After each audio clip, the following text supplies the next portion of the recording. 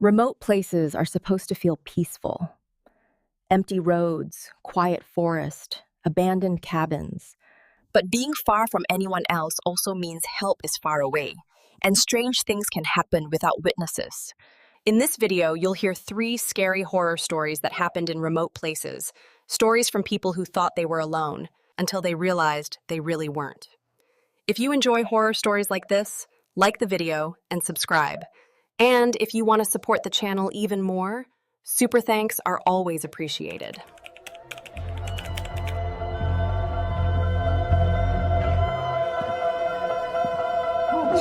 Moving cross-country alone is an exercise in mental endurance. You spend hours in your own head watching the landscape change from green to brown to gray. I was moving from Chicago to San Diego, driving a beat-up 2010 Honda Civic that was packed. So full of boxes I couldn't see out the back window. I was trying to save money on hotels, so I decided to push through the Nevada desert overnight. It was 2:30 in the morning. I was on Highway 50, which they call the loneliest road in America. It earns the name. I hadn't seen another pair of headlights in 3 hours. Just me, the high beams, and the endless, flat expanse of sagebrush. My GPS chirped, startling me so bad I almost swerved. The screen lit up the dark cabin. Traffic. Hazard ahead. Recalculating route. I frowned. Traffic? There wasn't a soul for 100 miles. But the screen showed a solid red line blocking the highway, about 10 miles up. It offered a detour, a side road called Coyote Wash. It looked like a shortcut that cut a diagonal line through the desert and reconnected with the Highway 40.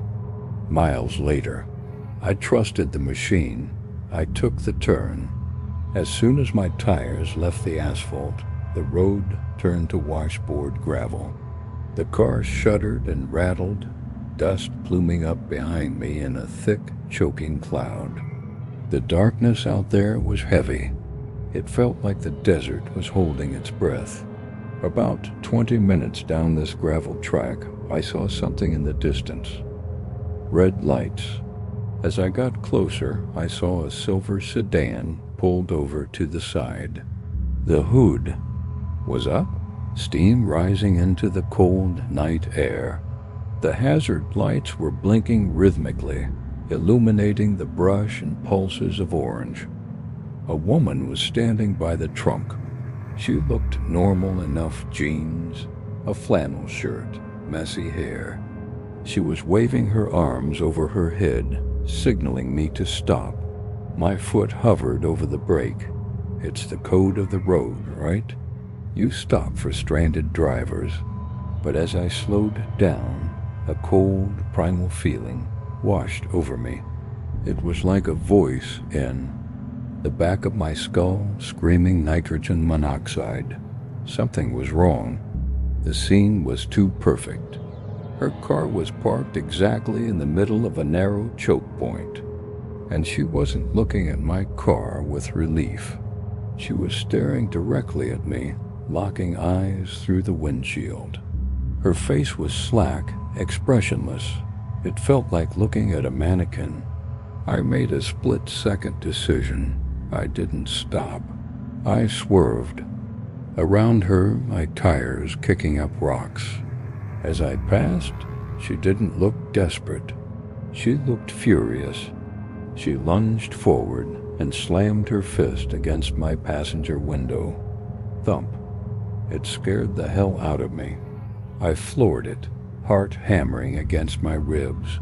Just a crazy local, I muttered to myself, turning up the radio to drown out the silence. Just keep driving, get back to the highway. I drove for another 40 minutes. The gravel road seemed to stretch on forever. I checked my gas gauge. I had over half a tank when I turned off the highway, but now the needle was dipping toward the empty line. I tapped the plastic dashboard. That couldn't be right. I couldn't have burned 5 gallons in an hour. The road dipped into a dry wash, curved left and then straightened out. And then I saw it, orange pulsing lights in the distance. A silver sedan. Hood up. My brain tried to reject what I was seeing. Maybe it's another car, a convoy that broke down. I slowed down, my breath catching in my throat. As my headlights hit the bumper, I saw the sticker. I saw the specific dent in the rear fender. It was the same car, and the same woman was standing there. I slammed on the brakes, stopping 50 yards away. The dust settled around the car, thick and suffocating. This was impossible. I had been driving straight. I checked my compass on the rear-view mirror west. I had been driving west the whole time. I hadn't turned around. The woman stopped waving. She just stood there, bathed in the strobe of the hazard lights. She slowly reached into her back pocket and pulled out a black walkie-talkie. She raised it to her lips, and even from 50 yards away I saw her smile. It was a wide predator's grin. Panic, absolute and blinding, seized me. I threw the Civic into reverse. I wasn't going to drive past her again.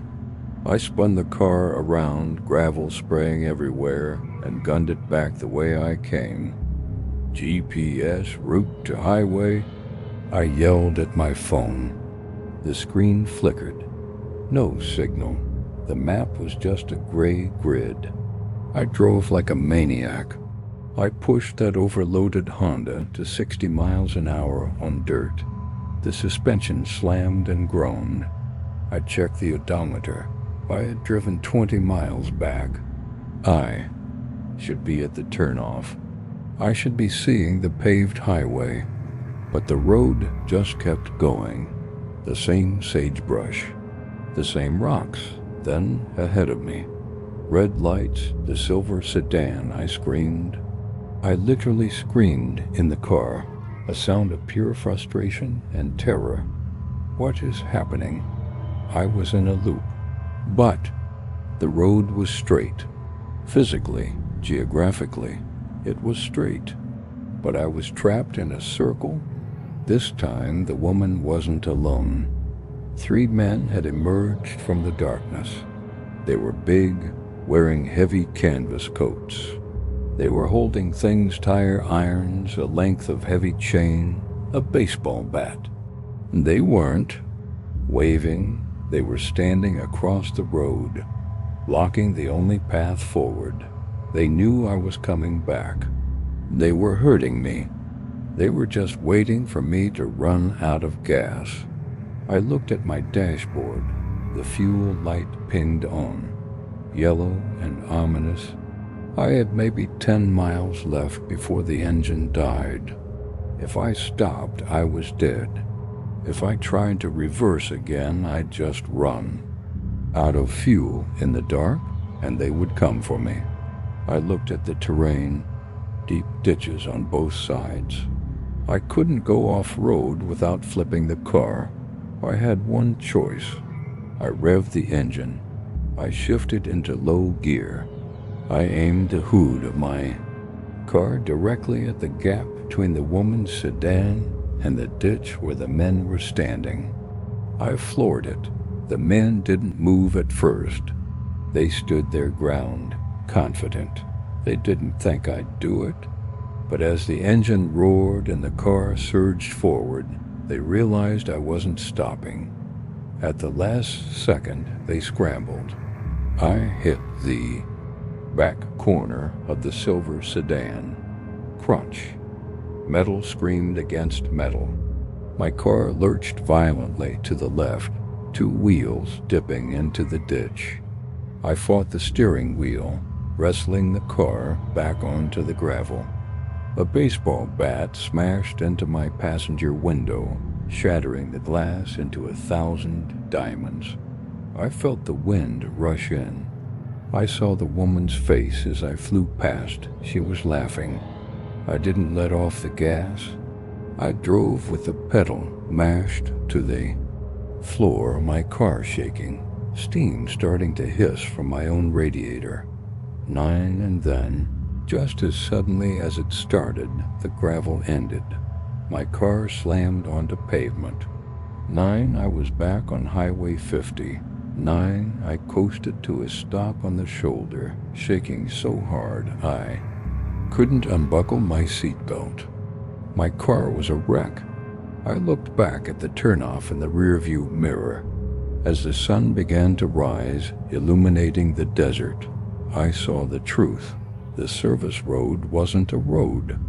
It was a giant, man-made oval track carved into the desert floor, hidden behind a massive berm of dirt. The sign for Coyote Wash was fake. The GPS signal had been hacked or spoofed. I flagged down a trucker 20 minutes later. He drove me to the next town, a dusty outpost called Eureka. I went straight to the sheriff's office. I told the sheriff everything. The loop, the woman, the men, the weapons. He listened, leaning back in his chair, slowly cleaning his fingernails with a pocket knife. He didn't look surprised. He didn't look concerned. "Yeah," he drawled, not making eye contact. "Folks get turned around out there. The desert plays tricks on the mind." He didn't write anything down. He didn't ask for a description. "You should get your car towed and move along, son," he said, finally looking at me. His eyes were cold, dead things. "Towns like this don't like trouble, and we don't like fairy tales." I realized then that there was no help coming. The sheriff knew. The town probably knew. It was a trap for tourists, for people moving alone. A way to get cars, money, or worse. I paid a tow truck driver double to take me and my car all the way to Reno. I didn't stop until I was in a crowded city. When I went to clear out my smashed back seat, I found something tucked under the windshield wiper of my car. It was a Polaroid photo. I picked it up with trembling fingers. It was a picture of me, sleeping in my car at a rest stop the night before the incident. It was taken through the window, inches from my face. Written on the white border in black marker were the words, "You have nice dreams?" They hadn't. Just found me on the road. They had been following me since Illinois. They were waiting for me to be alone, waiting for the dark, and I know if I ever drive that road again, they'll be waiting for me to come back.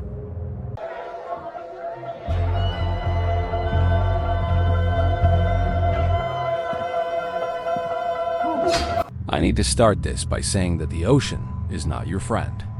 We look at it from the beach and think it's beautiful, but once you get out there, past the shelf, where the water turns that deep, bruised purple-black, it is a hostile alien planet. My best friend Dave and I learned that the hard way 3 years ago in the Florida Keys. It was supposed to be a bachelor party weekend, just a low-key trip before Dave got married. We weren't into the club scene or the strip bars on Duval Street. We wanted to catch a marlin. That was the dream. We wanted that photo of us holding a monster fish to hang in our garages. The problem was that we hadn't booked anything. We were naive, thinking we could just walk up to a marina in peak season and hop on a boat. We spent the first day getting laughed at by every charter captain on the dock. Everyone was booked solid for weeks. By sunset, we were desperate and a little drunk, wandering the far end of the commercial docks away from the tourist traps. That's where we saw him. He didn't have a flashy booth or a fiberglass hull. He was sitting on a styrofoam cooler next to a boat that looked like it had been dredged up from the bottom of the Gulf. The boat was named the Rusty Bucket, and the paint was peeling off in sheets, revealing the gray steel underneath. The captain introduced himself as Miller. He was a wiry guy, skin baked to the color and texture of an old baseball glove, with eyes that were cloudy and hard to read. He was chain-smoking cheap cigarettes, the kind that smell like burning trash. He told us he had a cancellation. He said he specialized in night drops, fishing the deep trenches when the nocturnal predators came up to feed. He offered us a price that was frankly too good to be true, $300 cash for a 6-hour run. We didn't ask for his license. We didn't check for a radio. We just handed him the cash, excited that we had finally found a ride. We cast off around 10 p.m. As we motored out of the harbor, the lights of Key West were beautiful, a glowing amber haze on the horizon.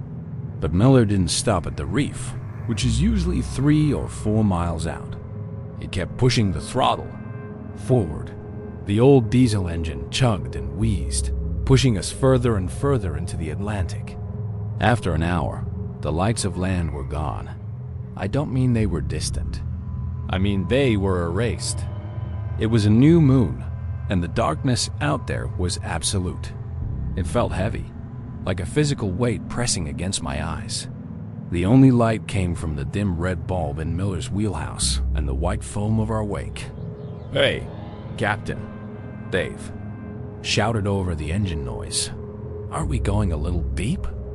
I thought Marlin were closer in. Miller didn't turn around. He just stared at his GPS screen, the green glow illuminating his hollow cheeks. "Big fish are deep," he grunted. "We go where the meat is." Another hour passed. My excitement started to curdle into anxiety. We were miles from shipping lanes, miles from help. Finally, Miller cut the engine. The silence that followed was deafening. It wasn't quiet. It was a void. The boat rocked gently in the swell, the hull creaking like old bones. "Get your lines in," Miller said, stepping out onto the deck. He didn't have a rod. He just leaned against the cabin, lighting another cigarette, watching us. He wasn't looking at the water. He was looking at our hands, our watches, our shoes, sizing us up. Dave and I started rigging our poles, trying to break the tension with jokes, but the laughter sounded thin and nervous in the open air. I realized we needed bait. Miller had pointed to a white industrial bucket strapped to the stern earlier. "I'll get the chum," I said to Dave. I walked to the back of the boat.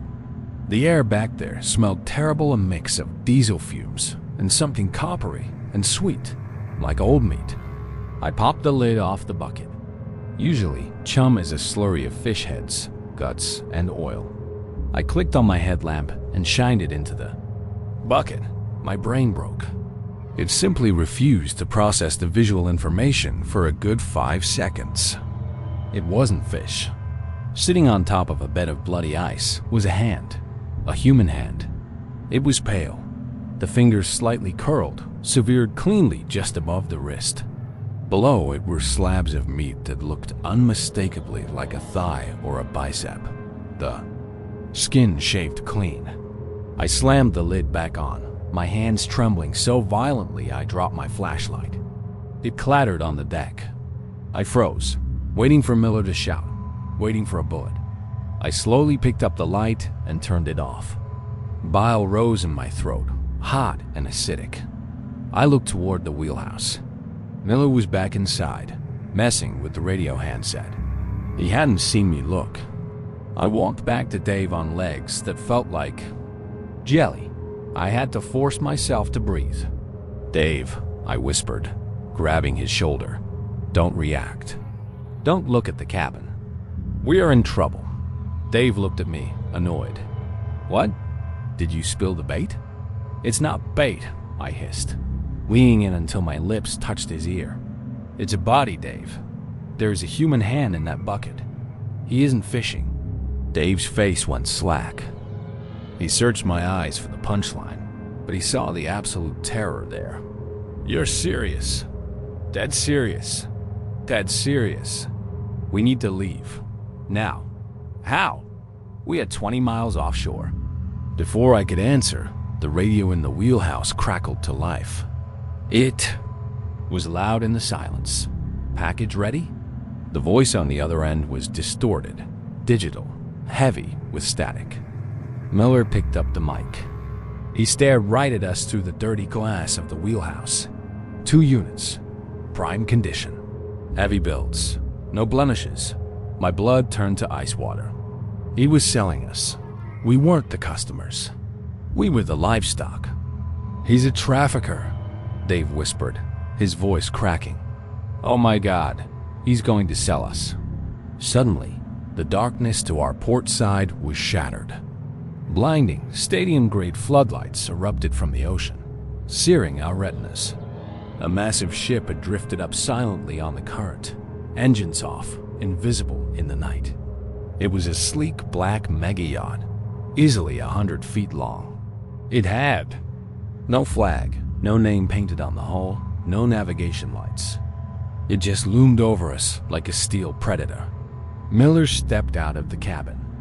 He was holding a flare gun bright orange, loaded, and pointed directly at Dave's chest. Don't be stupid, boys, Miller said. His voice was calm, bored even. Just step onto the platform when they lower it. You won't feel a thing after the shot. It's easier if you don't fight. Figures appeared on the deck of the yacht. They were wearing white plastic aprons and heavy rubber boots. They looked like butchers, preparing for a shift. They lowered a metal gangplank toward our tiny rocking boat. I looked at the black water. I looked at the flare gun. I looked at the yacht. I knew with absolute certainty that if we stepped on that ship, we would end up in a bucket for the next charter. Dave, I said, my voice surprisingly steady. Can you swim? Are you crazy? It's shark water. Better the sharks than them, I said. On 3, jump. I didn't wait for 3. I grabbed Dave by the back of his life vest and threw my entire body weight against him. We toppled over the starboard railing, hitting the water just as a flare sizzled past my ear, hissing into the ocean like an angry snake. The water was shockingly cold. We dove deep, kicking frantically, swimming under the rusted hull of Miller's boat to put it between us and the yacht. We surfaced in the pitch black on the other side. Swim. I choked out, spitting salt water. Swim away from the lights. We swam into the void. I have never felt isolation like that. My legs dangled over thousands of feet of black water. My legs dangled over Potter. Every time seaweed brushed my leg, I almost screamed, thinking it was a shark or Miller coming back to finish the job. We heard shouting, the revving of engines, and saw searchlights sweeping the waves behind us. We treaded water for 7 hours. 7 hours of praying, of hallucinating, of holding on to each other to keep from drifting apart. The yacht and the fishing boat eventually moved south, disappearing into the night. They decided we weren't worth the fuel to chase. A commercial shrimping vessel found us at dawn. The captain said we were 25 miles offshore. We were half dead from hypothermia. We told the Coast Guard everything.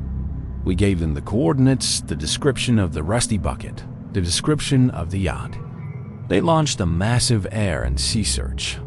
They found Miller's boat 3 days later, drifting near the Bahamas. It was empty. It had been scrubbed, down with bleach. The bait bucket was gone. Miller was gone. But here is the part that keeps me awake every night. The Coast Guard captain told us off the record that they checked the satellite surveillance for that sector on that night. There was nothing.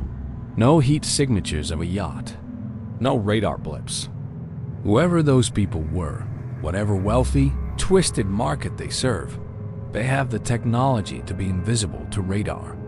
They are ghosts, and they are still out there, prowling the dark water, waiting for 2 stupid guys to get on a cheap boat.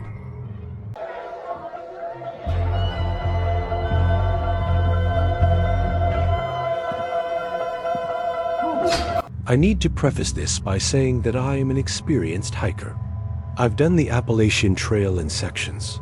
I've camped in snowstorms, and I know how to handle myself in the wild. I don't scare easily.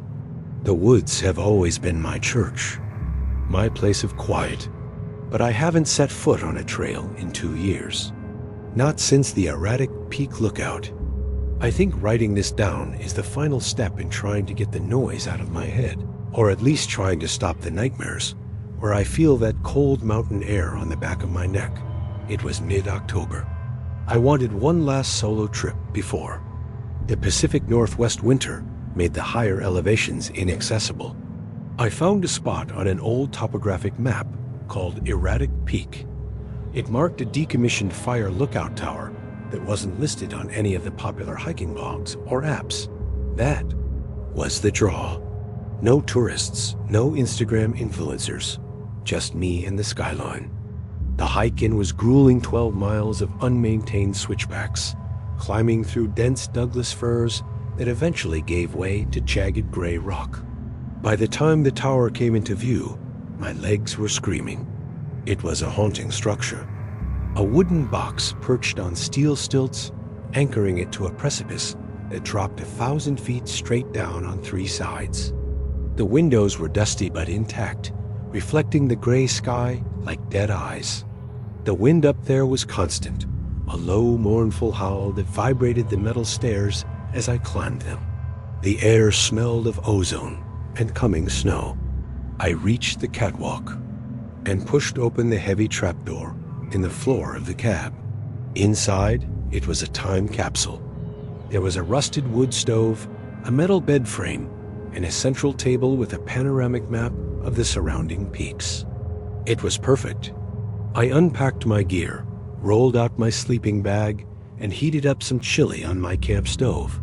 As the sun began to set, painting the mountains in bruised shades of purple and black, I noticed a composition notebook sitting on the corner of the table. It was a logbook. Visitors leave them in these places to record the weather, wildlife sightings, or just leave. Thoughts for the next person. I cracked a beer and sat down to read, looking for a human connection in all this solitude. The entries went back years. Most were standard. Great view. Wind is crazy. Saw a mountain goat. I flipped toward the back to see who had been here. Last, the most recent entry was from a guy named Mark, dated 2 weeks prior. His handwriting was neat. Day 1. Made it up just before the rain. The silence here is heavy.